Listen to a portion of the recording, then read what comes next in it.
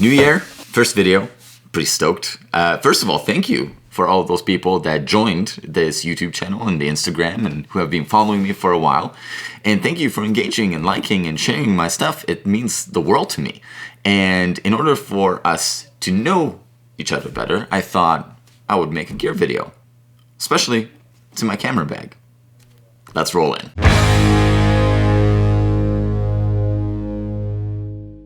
I think gear is one of those things that attracts a lot of different photographers and videographers. We all spend a buttload of time and money in researching and buying the right gear for us and our workflow. And so I thought I have a pretty good workflow for me, and I wanted to kind of share what are the equipments that I use to create that workflow, and maybe you can get some ideas and some tips as to how you can expand your gear bag. I am so pumped. I love gear topics.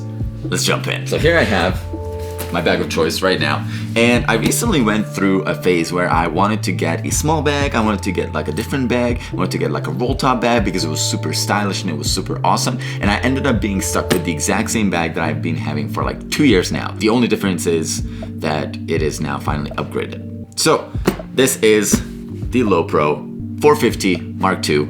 It is a beast of a bag. It packs so much stuff and it is so freaking cool. It's super functional. On the outsides, you will be able to see the little loops. You can put some stuff on it. Lowepro provides you with a couple of external straps that you can just kind of like put on there, and you can buckle up some tripods. You can do some gimbals, maybe a glide cam, whatever you would like. On the outside, over here, I have a pocket that has a copper tube in it. Brendan, lovely show photographer from Calgary, gave me the idea, so now I carry it with myself. On the other side, I have a couple of things in here. I have a blow-up pillow. It's very important when you're traveling that you're comfortable on the plane. So I thought that I would have a pillow with me at all times, as well as sunglasses. You never know when it's going to be sunny, right? So you want to be prepared for every single occasion. All right, so there's the outside. Let's dive onto the inside of this bag. Comes with the back completely unzippable, and this is basically the loadout. Let's start from the top here. In here, I have now my iPad Pro. I usually have an Apple Pencil with it, just because I like putting all of my kind of like thoughts and sketches down on the iPad. Usually if I travel, this is the laptop and the iPad just kind of chills up here, which makes it a little bit of like a DIY solution, but it still works for me. Up top here, I have a quick release plate for my glide cam, which I now barely use because I got the Ronin S, and since I had the Ronin S, it's like a whole new different world. It's like Aladdin. Everything is new. It's not Aladdin, but you get the point. In here, I have a couple of earplugs. I shoot a lot of concerts, so it's important for me to protect my hearing, and I have a couple of earplugs here just in case. In this pocket, I usually have my adapter. My MacBook Pro is the 2019 version, so it has only like 2 USB-C ports on either side, so I have to have a converter for all my hard drives and my SD cards. That's what's usually sitting in here. First pocket in here is usually kind of like my everything pocket. Since it's winter time, I have some gloves in it because it is cold as heck in Canada, and I wanted to preserve my feelings in my fingers, so I thought I would put a pair of gloves in it. The cool part about these gloves is that, first, they're black. Second of all, they're touch sensitive, so if I have a camera or a phone with touchscreen, which, let's be real, like who doesn't have a phone with touchscreen? It's 2020, come on now. Then these are all touch sensitive, so I can actually just operate my phone and my camera without having to take off my gloves, which makes it really, really nice in the winter time. Next up pocket, I have my trusty DJI Mavic Mini. It is a beauty of a drone. It has opened up so many gates of recording possibilities. Up next, I have one of my trusty lenses. It's the Canon 50mm 1.4. Love this thing to death. Up here is my favorite all-time lens. It is the Sigma Art 35mm 1.4. I think that has been my most used lens. I can use it for portraits, I can use it for wedding pictures, I can use it for low light concerts. It is just an all-around beast, and I cannot have enough of it. Up around, I have my all-around Canon 24-70 2.8 L series lens.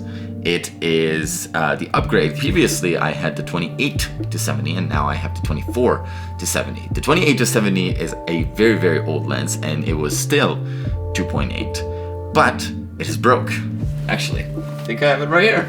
So this was the old barrel, the trusty 28-70, which I've used for such a long time. And I don't know if you can see it, but basically the way that it broke is that you can zoom out to 28. And this is 70 right here, and as soon as I get there, it just gets stuck on 50. Now here's the bad part. It happened in a shoot. Like, I was literally shooting with it, and all of a sudden I just hear these crunching noises, and all of a sudden it just stops. Like, it doesn't zoom in any further, which just, like, it shocked me. I was like, like in the middle of like my shoot, I broke a lens, and I thought this was the end of it. And so I went on to the interwebs, eBay, because I had to pull something really, really quick, and I had to go and invest in a 24-70. Horror story of my life. I hate it, but I love it at the same time because I got a new lens out of it. And lastly, I have my good old trusty 135 f2 Canon L lens. This guy is a beast for portraits, for some detail shots, for B-roll footage, like nice and compressed and smooth and buttery. So good. The only issue that I have with the 135 is because it's an f2, it's actually quite difficult to focus with it. So most of the time I have to like really, really nail in my focus or open up that aperture to like a 2.8 to make it worthwhile. Moving on next, middle pocket, I have the DJI remote. Nicely snuggled in there. Now, if I want to open up this bag, there's a little slot in here which I can actually take out. This remote moves to a different location, and I can fit the good old trusty 80-200, which is a massive freaking lens. It is bulky, it is heavy, but with all my Canon lens, 16-35 on my Canon EOS R, which I'm filming on right now. That's also, by the way, in the bag with the Rode Video Mic Pro that's sitting on top of it, and a switch pod on the bottom of it. But I can actually fit the lens trio of all the cool L glass if I wanted to in this bag on a travel if I need to. I have an SD card holder. It has a bunch of SD cards up top, and these bottom slots are for CF cards, but I don't have a camera that shoots with CF cards, so I don't have the use for it. 1DX, maybe I'll pick it up. Hopefully I can go and get my hands on it, and then I will have CF cards. A Temba travel cube. Now, this thing does not need to be having these many accessories in it. It's a little bit extensive, but it organizes everything super nice, and so therefore I just kind of have it in the bottom over here where it fits perfectly. As we open it up, you will be able to see that everything is super nice and organized. Now, the way that I have things set up is very, very simple. I have my DJI Mavic Mini battery charger, which also functions as a battery bank. So I have the 2 batteries in there right now, and then I have the 3rd one in the Mavic Mini. Also, I have a SD card reader for my iPad in case I want to be just taking my iPad with me and I want to edit a couple of photos and whatnot on my iPad. I can just go and do that with this SD card reader. Then I have a Canon battery charger. It's an LPE6 battery charger. It came with my EOS R, and therefore I have to have it with me in case I need to charge batteries, obviously. Then I have 1, 2, 3, 4, 5 extra LPE6 batteries. I don't think you guys really want to see them, but the cool thing that I started doing is I started labeling them. So when I go and shoot, you can see, maybe if it focuses properly, you can see that all these batteries are labeled so that I know which battery I can put in next in case this one dies. Cool thing about the LPE6 batteries is that they last like freaking forever. So I'm pretty sure I'm still on like battery number 2 right now after I did a wedding like a couple of days ago. Then, in here, I have a little screwdriver, which I used to use when I had my Mavic Spark, my DJI Spark. I don't know, it's just kind of chilling in here. We can actually need this. There you go. Then I have some fairy lights, which have a beautiful blue color. I use these for some weddings and some portraits. I think they add a nice little effect. Some cables in here, and I have a small little battery bank, which I can use if I want to, or I can free the slot up for another charger and another cube, perhaps. In this other one, I have another battery, and then I have my iPhone cable. I'm going on a trip soon, so I started packing all my stuff into this little travel cube. The neat thing about it is that it keeps everything nice and organized, so I don't really need to worry about forgetting something. And as soon as I lift it out, I know exactly where everything is due to the see-through top. It's amazing. I love it. Then, on the back of the bag, in here where the camera lays, I have a Peak Design camera strap.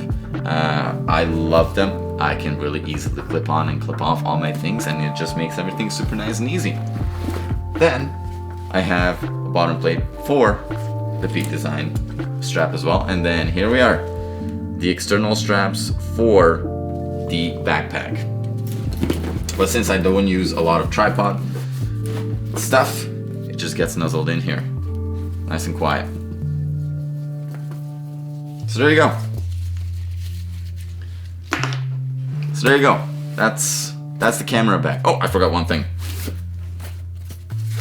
Lens filters. These are all variable ND filters. They just go on my different thread sizes. I don't like using step rings. I think they make my lens nice and big and bulky, and I like to keep everything nice and super small. So I thought I would just buy a little bit of cheaper ND filters on Amazon. So that's it. That's the big camera bag walkthrough of 2020. I hope you enjoyed this. I hope you can get something out of it. Maybe this bag is something that you've been eyeing on for a little while. Maybe you can now finally check out as to how it's being packed. Yeah, 2020, it's a new start. We're gonna have some new projects coming on. So be sure to follow my Instagram account. You can see the link on it in my banner, in my account, wherever the icon is. And yeah, gonna go and sleep now. Gonna go catch a flight early tomorrow, and I don't think my body is ready, but I am ready. It's gonna be good. Once again, thank you so much for coming by and checking out all these different things. I hope that it informed you, and I hope to see you again. Cool. We'll see you next time.